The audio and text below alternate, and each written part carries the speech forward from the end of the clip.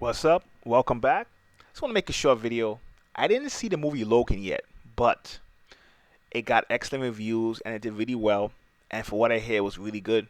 And I gotta give Fox a lot of credit because Wolverine has always been a character that I think should be more popular with. I mean, Wolverine is already super popular with comic book fans. I mean, if you can make the argument outside of, especially before all this Marvel madness started, outside the big three from DC, Superman, Batman, and Wonder Woman, probably Spider Man, it's possible. You could argue that Wolverine was probably the fifth most popular character in comics. It sounds crazy, but you can make the argument. Yeah, you got Hulk and you got Thor, and you have Green Lantern, you got Flash, and especially from the Green Lantern and Flash angle, I can see how someone would say that. But if you're going from the DC angle more, but think of it like this: all the success with comic book movies, as much as swagged up as Marvel is, Marvel would not be doing what they did if Fox didn't take X Men and X Men didn't do what X Men did. And if you look at X Men, the one consistent theme in X Men was Wolverine.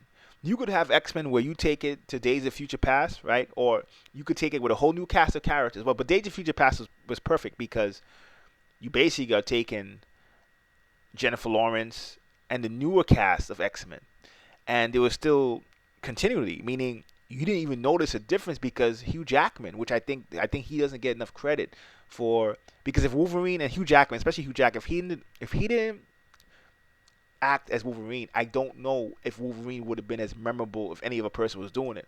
And you can make the argument comic movies today wouldn't be what they are if he didn't do what he did. So I definitely think that he's underrated when it comes to that.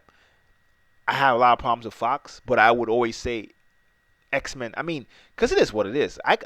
When I used to read comic books, right? I'm coming from the '80s and '90s, and even though Batman, Superman, Spider Man, and Wonder Woman were more popular in terms of with traditional fans, meaning outside of comic books, people knew those names.